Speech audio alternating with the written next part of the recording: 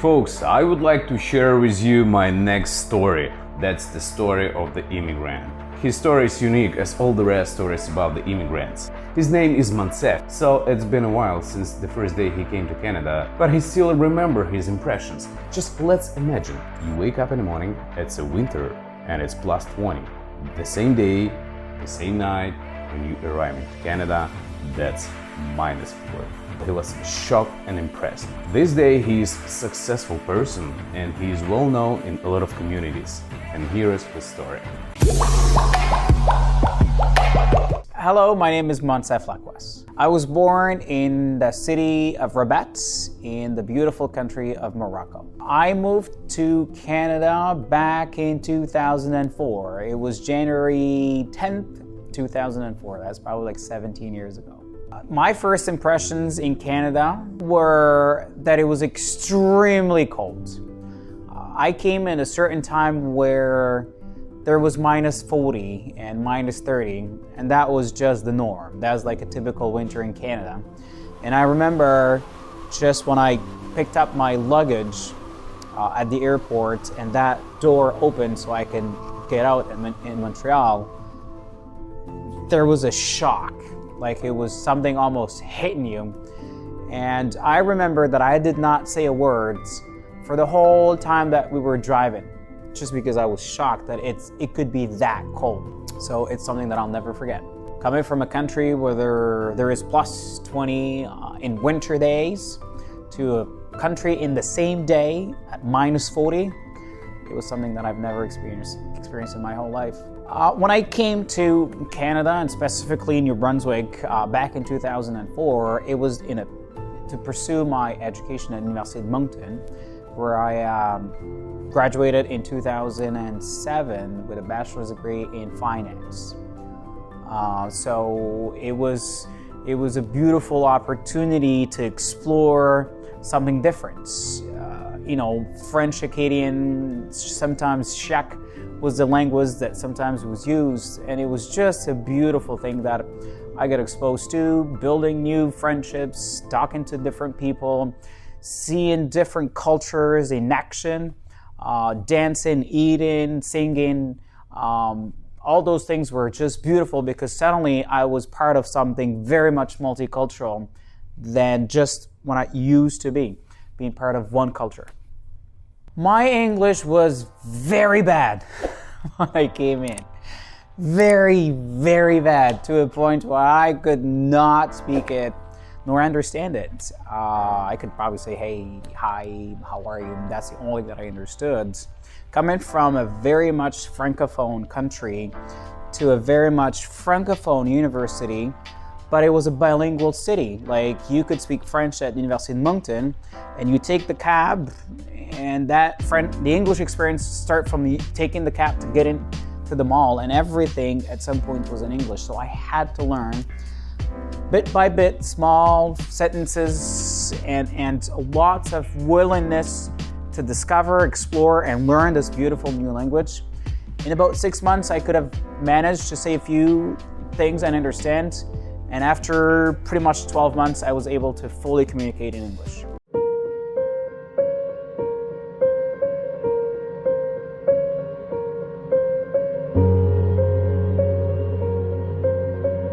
I am a happy and fulfilled husband, married to an awesome, beautiful lady by the name of Umaima, and we just call her Mima, just to make things a little bit shorter.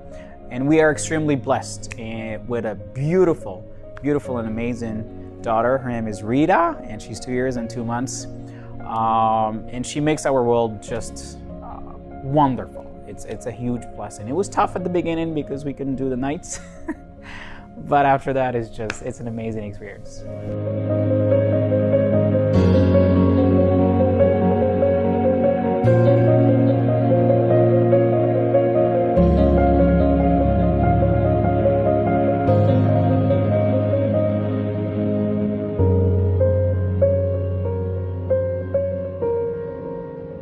I am the executive director of the Boys and Girls Club of Moncton, or now known as BGC Moncton.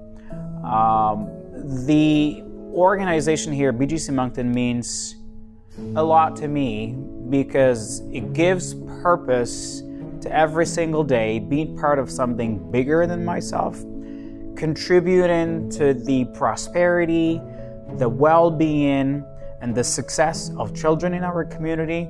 Doesn't matter where they come from. Could it be environments where they need help most, or could it be others?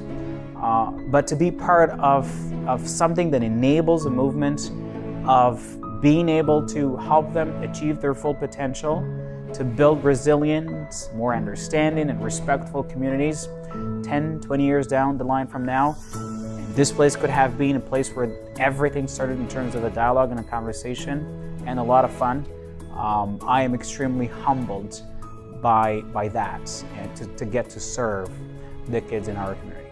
I am extremely humbled driving here every single day with a smile on my face, looking forward to a day and seeing that there is tremendous things that I can do to make a small change in our community, helping kids fulfill their full potential and providing them with opportunities. Like I said, it's not a work, it's vocation, it's passion, and it's something that has so much meaning into it. Every single day, since I started 2 years and some change ago, I can tell you that every single day has been a blast.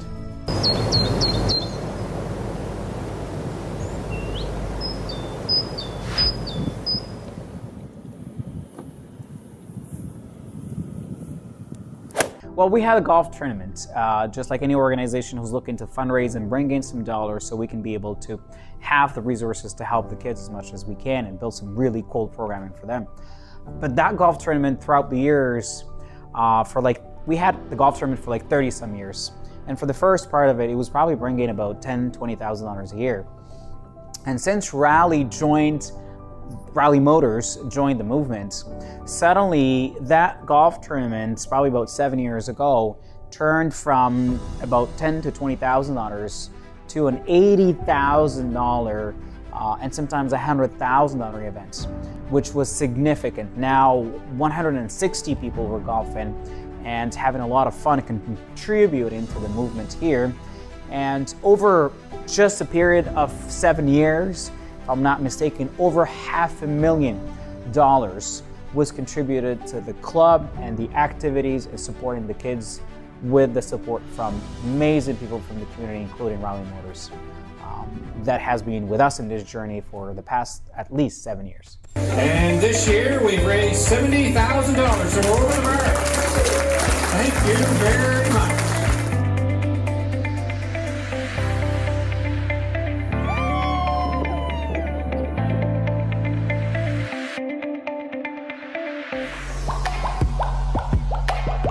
Idea behind the Harvest House initiative started from a conversation where Christmas time we had an interest from WestJet to get involved, and every single year they were doing some gifts for the kids. And we started to have a conversation with the kids about how they envisioned Christmas in the year that we had that initiative. And most of them said, we would like to give back. Well, hi everyone. Who are you? We're from the Boys and Girls Club of Moncton. The Boys and Girls Club of Moncton. What are you doing at the Moncton Airport visiting WestJet? We are here to ask you for help. Give back project. The Give Back Project. What are you giving back? We're giving back to our community. You're giving back to your community? I think that's a wonderful idea.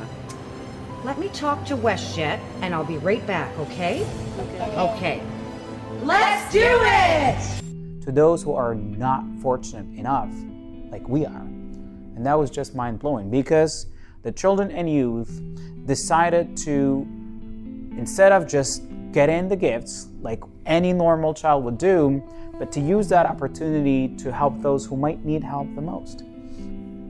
We pitched the idea to WestJet and they loved it. And it came to a community spirit during the holidays to really community sponsors like WestJet, community centers and organizations like ours, and amazing volunteers and children and youth. We put some goodie bags together, socks and other necessities, and we put them in little bags and we just surprised Harvest House with those and we delivered them. It was one of the most humbling experiences because, yes, we shed some tears, but we also introduced, ourselves included, to new realities that we cannot ignore in our communities.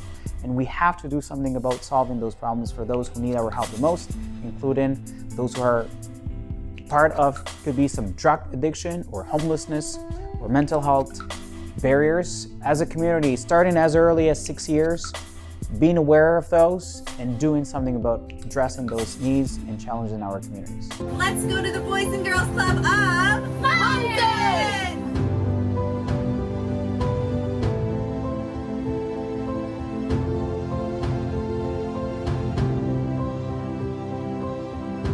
Hi folks, my name is Michelle. I'm with WestJet Moncton and I've been with this company since WestJet came to town 20 years ago.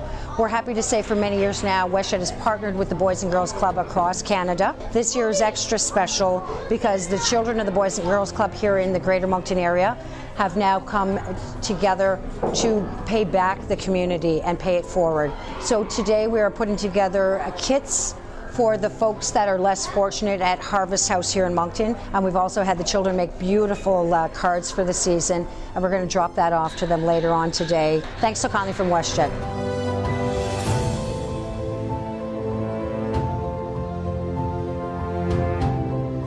What a beautiful day. We have WestJet people here with us this morning at the Boys and Girls Club, helping the kids do an amazing act of kindness for the community. They're actually working on a surprise for the community, and we're extremely excited to get on and go deliver those goodies to people in need in this beautiful community. So we're extremely excited and thankful for what WestJetters are actually doing today, enabling the kids to live something special, to live a unique experience, doing something and giving back to the community in these special times of the year.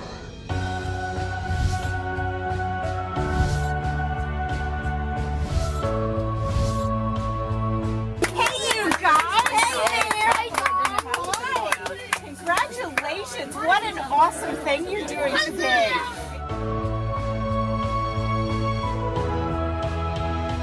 We wish you happy holidays, Merry Christmas, and we wish you all the best. Thank you very much, guys.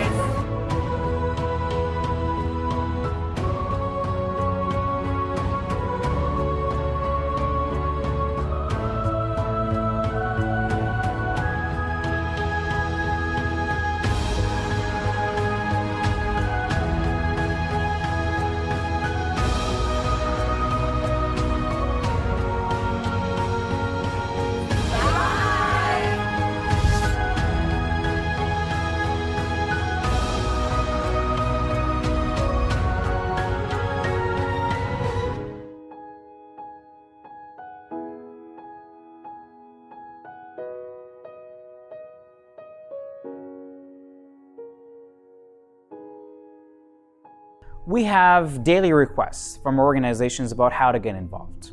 Some may like to cut a check and support financially. Others would like to donate their own time.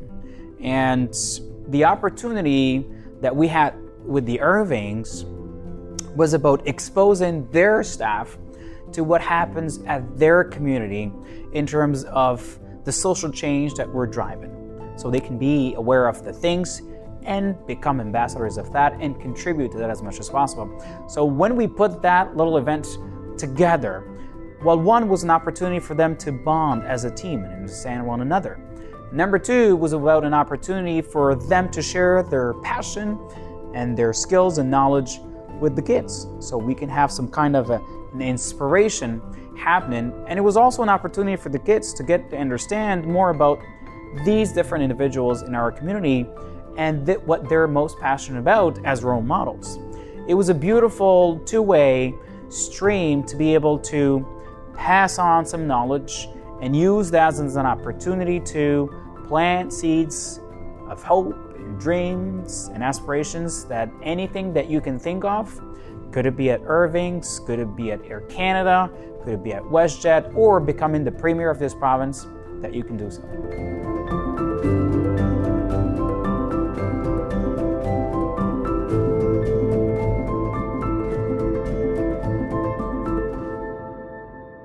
We want wanted to start a project where we can teach children and youth the principle of business. Did you know lovers of anime that are looking for art have trouble finding custom unique sketches for them? My solution is unique, as I will create what they desire in custom drawings. You know, there is a trend about go to school sometimes and get a job. But you can also create your own job if that's what you're passionate about.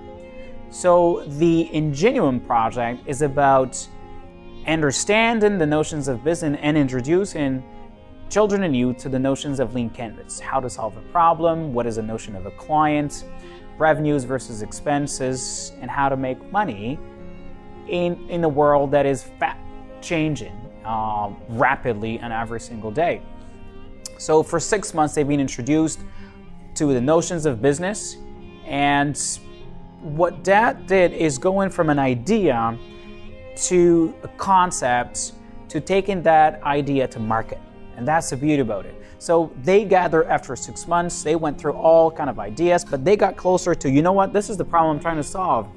And this is the things that I'm passionate about. And at some point, we planted lots of seeds in terms of introducing those children and youth to the principles of a business that at some point, someday, they could become the next entrepreneurs in town. So in your business, would you work in the business? You and your family would work in the business, or would you hire staff to work in the business? How would that work? I put a lot of hard time and work, and I love painting. I'd say I'd get brand new shoes. I used to be a bit of a sneakerhead, so this is a loaded question. My goal for this is just to have fun, try my best, and put the best effort I can put in. You guys have some incredible ideas. Take that idea and really get it started or grow it and continue it. Okay, so yeah, we just want to start by saying everybody did such a great job. We know it's not easy to get up, and especially in front of a panel of judges, and speak publicly.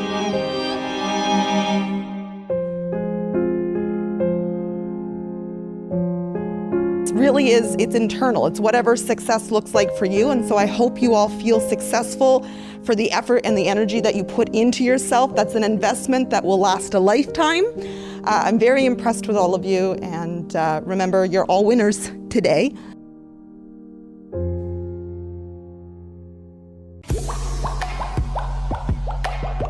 What happens here throughout the year is just magic.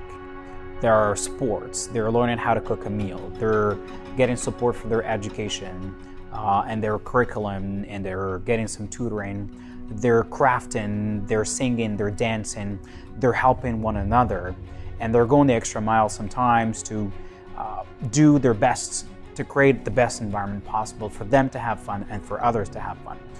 The award ceremony was an opportunity for us to highlight that. So welcome to our 64th annual awards night ceremony. To highlight the growth, to highlight the successes, and to be an endorsement of positive behavior. And it was an opportunity to highlight the successes of every single one of them. Could it be in sports, could it be in volunteering, could it be in education or else. To create that positive environment, to give them a sense of belonging, and to really plant that seeds that there is a huge crowd of fans behind you, and we will be there every step along the way until you get to that dream that you plan in your mind. And today, many of you are showing up to be recognized, because yes, this dream team did all that work, but you also did a huge work. You showed up. And for the parents, you trusted us to do some meaningful work with your kids. And today we're taking time together to celebrate those days that you showed up.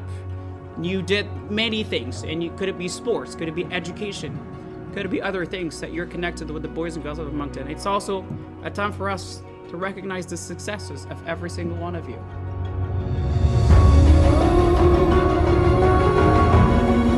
I am so thrilled with tonight's celebration. All of our children and youth are very deserving of all of the awards that they received this evening. They've worked very hard all year.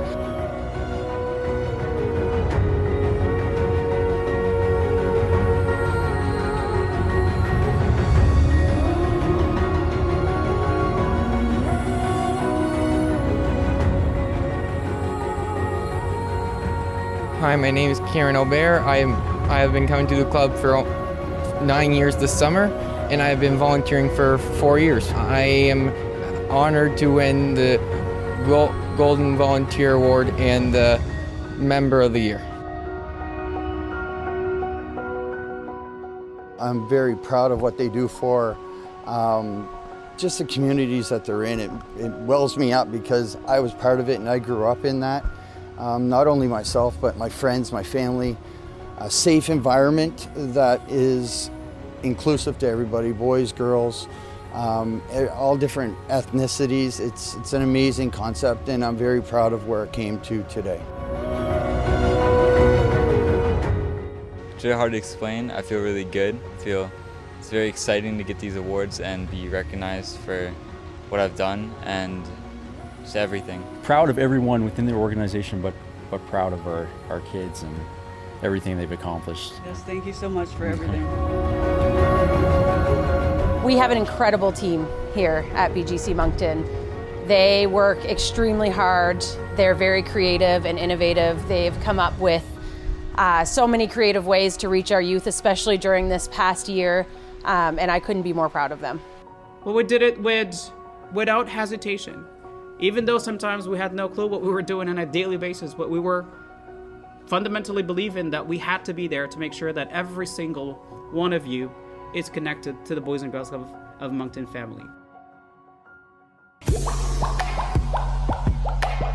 The future of the Boys and Girls Club of Moncton, or BGC Moncton, is very promising.